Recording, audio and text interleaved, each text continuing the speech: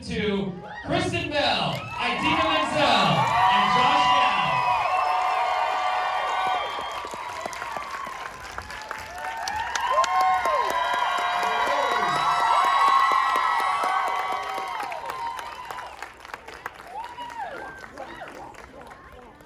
Hey guys, this won't be awkward for you guys at all.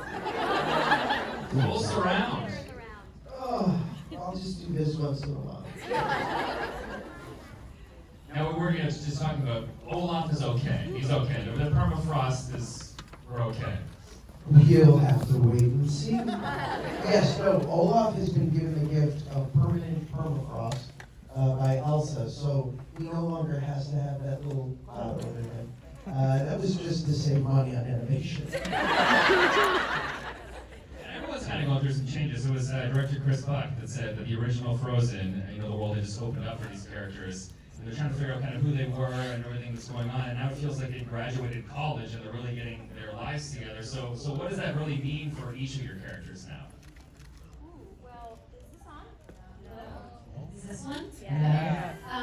Well, I mean, I think that the first movie, the problems that you saw were more intimate. Even though it was a big movie, the problems that you saw were like two sisters breaking down the wall between them, getting vulnerable, and proving this familial love means more than anything. And the problems in this one, they're both facing outward, and it's kind of is like they've gone to college and they graduated. It's that time in your life when you realize, okay, I know who I am in my house, aka the walls of Arendelle. Who am I outside?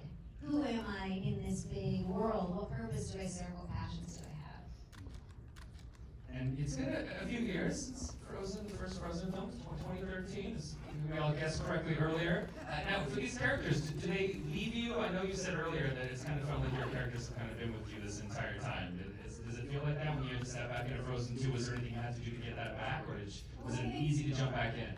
Well, I think they don't leave us because the film has been such a phenomenon that we've had just so much, we've been brought together so many times, so many events, and people being so wonderful, and the music permeating the consciousness, and so it didn't feel like we were just coming at it from, it didn't feel like we were away from it for years and years. That being said, it was just fun to get back in the studio with the whole creative team and revisit these characters, and it's been one of the greatest gifts of my life, honestly, in my career, working on this and watching the animation process and working with our directors who are bigwigs at the company, and then come into the studio, throw off their shoes, and work the lines with us and spend hours and hours just getting it right. And I don't know, it's just, we don't have to wear makeup, we go in, we put our pajamas on, we just hang out. I still wear makeup when I don't need that. I made a joke about makeup. Yeah, in the first film, I don't know, maybe you don't know, there was a song that was like, I think, a B-side. It was Let It Go, I think it was called. Maybe you may have not heard. I can't remember how it goes. Anyway. That's Let It Be. Okay, that's not the one. Yeah, Let It Go was this smash hit song. Everybody loved it. Parents, your kids probably all sang it at home. Is that correct? Correct. Parents sang it at home too. Is that correct? Now, again, in this film, is there a song that really, that really connects with you, that you connect with? Yeah, we all have, there's a lot of wonderful music in this film. There's how many songs? 7? And we all... You're doing great. Thank you. Thank you. I have 2 great songs. They're really powerful and passionate and anthemic, and they were exciting to sing. And we were lucky because we were just in the studio with the Lopez's, who write all the music for both films and are geniuses, and they know not only how to write great, memorable melodies, but how to just evolve our characters through music. And they, yes.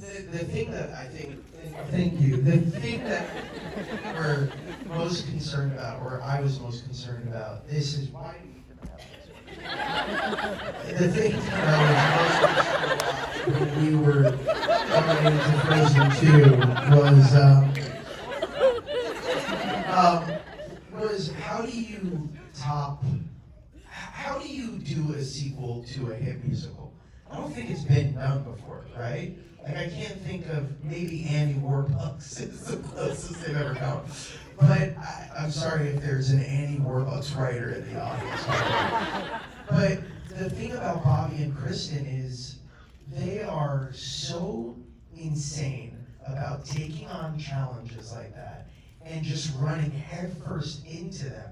And so when the music started to come in for Frozen 2, I think we were all blown away by the fact that it wasn't trying to be the first Frozen. It was creating a whole new language of music that was the journey of this film. And each of these songs, I think, has the potential to be as iconic as those songs. And the three songs that these ladies sing are three of the most powerful songs I have ever seen in a Disney film ever. They are going to blow your socks off. I took my kids the other day, their jaws were on the floor, and they were picking up candy from the floor. That's what their jaws were on. And Chris won't brag about her voice, but she has a song that is just gonna break your hearts, and it's beautifully performed and acted. It's so precious and honest. It's like the most truthful performance I've seen in an animated. And they finally gave Jonathan Groff a song. He slays it. Did anyone get the pun? He literally slays it. In the first film, Kristen, you know, Anna, she ends up with everything she wants. She really has it all. But then, and now, where do we go from there? What's really driving her now? She's ripe for a story. When you give someone everything they want, all you gotta do is take it away. And there you go, you got a movie. Yes, the film starts off when everything is seemingly perfect in Arendelle. And certainly for Anna, all she wants is for her family to be connected and feel the bond and love each other even through the hard times. And in Arendelle, everything's great until Until they start hearing this voice, which you'll all be hearing in your sleep. It's this cooning voice. They call it cooning. Did you know that? It's called cooning. I didn't read the script, so I didn't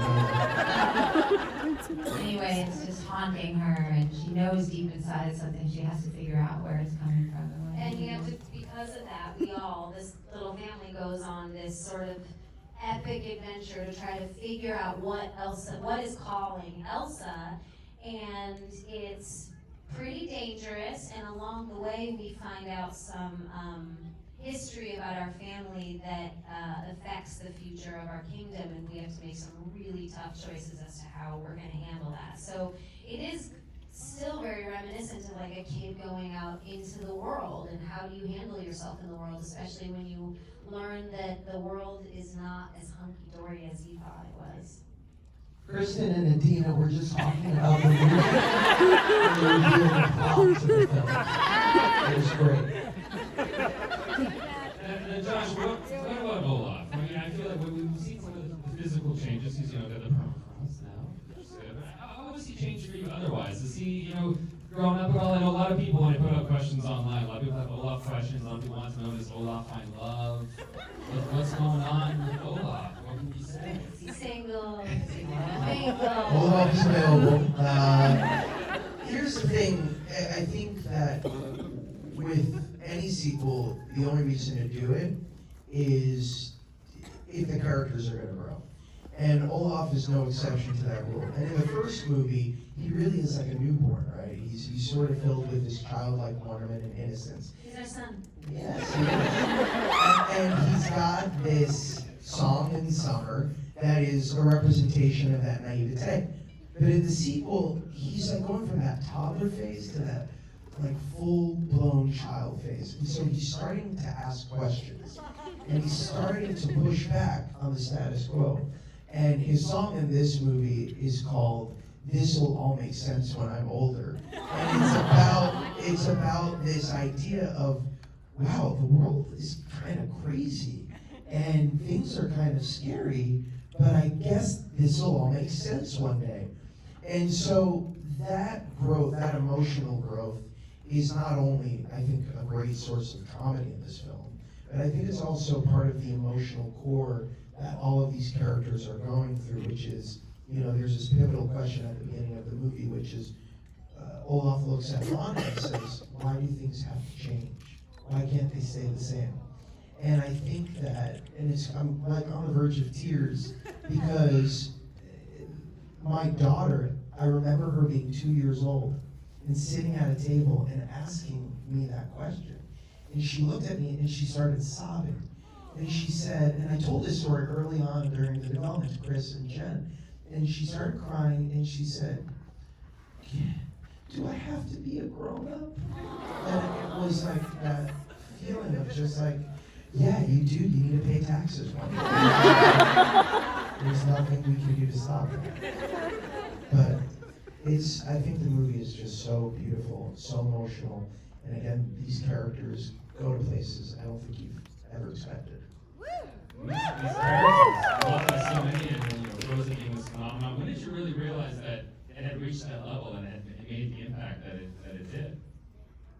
I thought it was special when we first saw it, but I thought it was special for a different reason. I, looked around at that first screening and I just felt so much pride that we had broken a lot of tropes and stereotypes, and we had really made a movie about familial love and self-love, and we just, there was a whole generation who wanted John Cusack outside their window with a boombox and thought that was the only way to feel complete, and it's not. There's so many other types of love that lead to fulfillment and that are important to explore. And so when we did that, I was like, oh, we nailed it. This is great. Two females at the helm. Exactly. But I don't think any of us, we get this question a lot, I don't think any of us realized what it was going to do out in the world. You can't know. You could make a brilliant film or TV show and the world just isn't in the mood, And I guess when we were week by week, as it was in the movie theaters, we would look at the box office and go,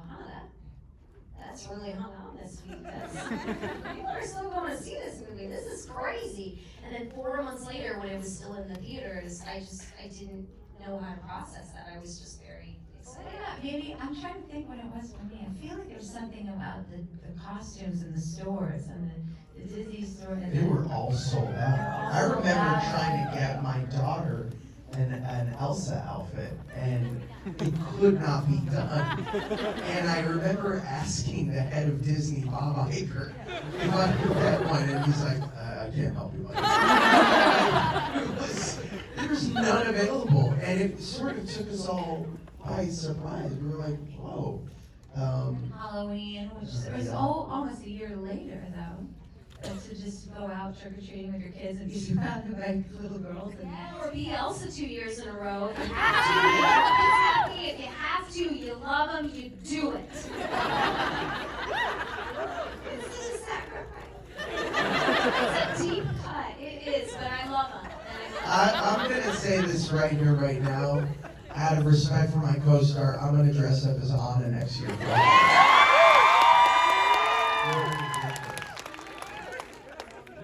We've got a ton of fans here. I know a lot of you have questions, but before we throw to audience questions, I want to know something, because I was actually standing outside when you guys arrived, and there were a couple of kids that were like, oh, that's Anna? That's what Olaf looks like? So, why were they disappointed? They were so inspired by her, oh man. I mean, you see this character and you don't really think about the voices behind it. You ever had a moment when maybe you're in public, you ever seen a kid with like an Olaf backpack or a Frozen costume, and you're like, you tap them on the shoulder and totally blow their minds and be like, by the way. You can't do that before they're 8 years old. 7 or 8 is the cutoff. Because let me tell you, here's the problem. The parents make this mistake. Traumatizing. It is traumatizing, and we witnessed it thousands of times. Parents come up to us with a 3-year-old and they're like, this is Anna, this is Olaf, this is Elsa, and the 3-year-old's just like, what? Imagine for a second, you took a kid to a man with a beard and were like, this is Mickey Mouse. And the guy's like, oh, what's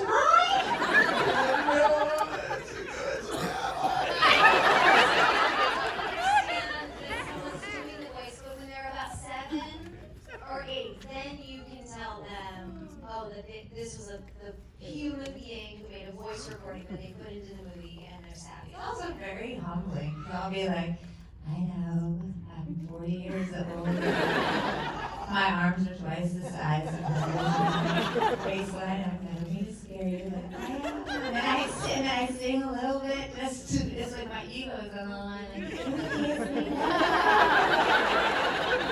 I will apologize if we've ruined anyone's dreams today. But we do have audience questions, so let's we have a couple mic runners, I believe, and let's get to a few questions before we go. Mike, there's put your hand up nice and high. You have a question? All right, right in front. Go ahead. What is your question? Into the microphone.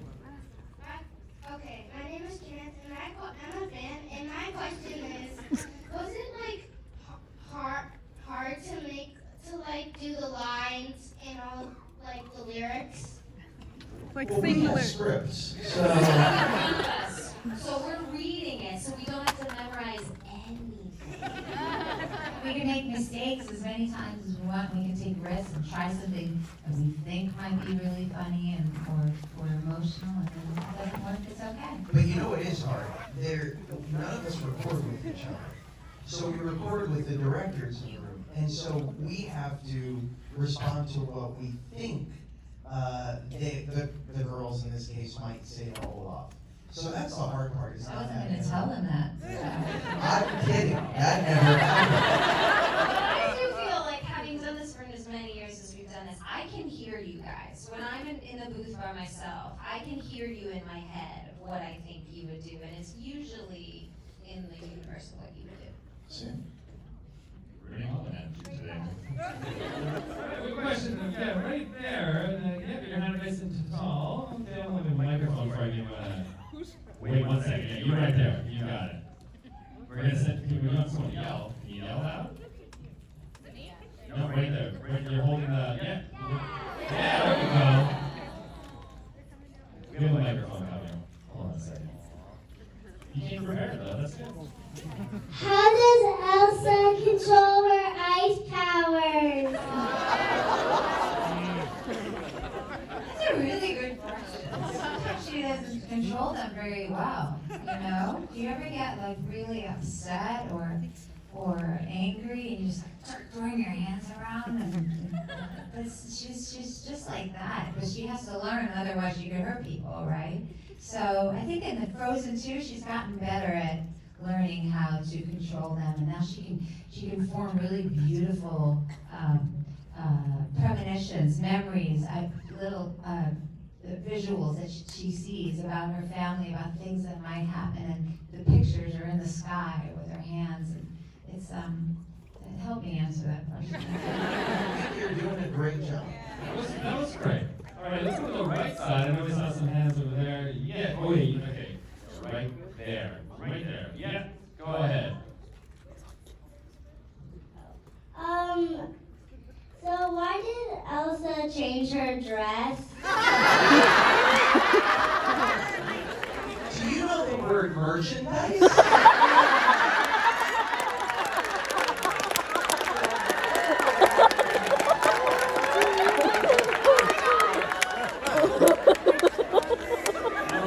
You got burned!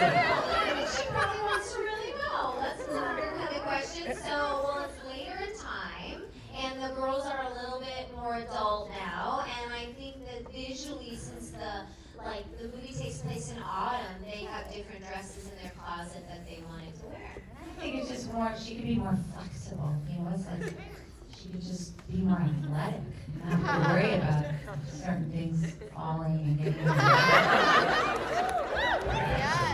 Okay, hold on. Wait, far front. Any questions up here? Just make sure. Oh. Okay. Good. You got a question? Yeah, ton. Okay.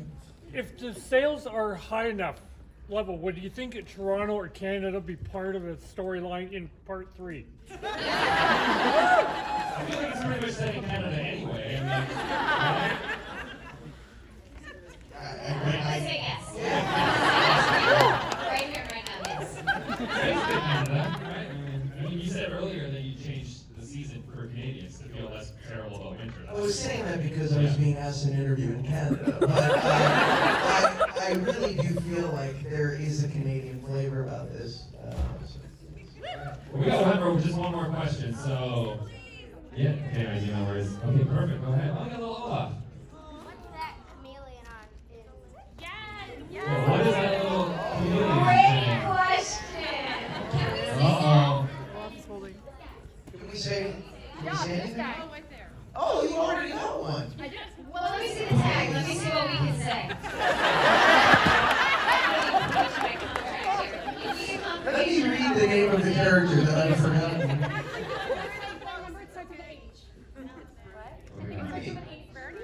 It says salamander, I can say that much. He's blue. This is important. This is important. And has to do with fire. Am I allowed to say that? Okay. She's called Salamander. There's no name, right? She hasn't given a And I name. also gave a spoiler that you won't understand. It's a salamander. All right, I feel like we're giving away a lot of secrets, but that's all the time we've got anyway, so I think it's okay. Okay, one more question. One more question for these guys. They've been waiting a long time. Cheering section. All right, buddy. You go. You got your moment. Oh, Oh no, Adina's pointing no, something they're out. all up there. Oh, the cheering section. You can ask me after. Come on. Over there. Make it good. Okay, bye. Hi. Are they coming?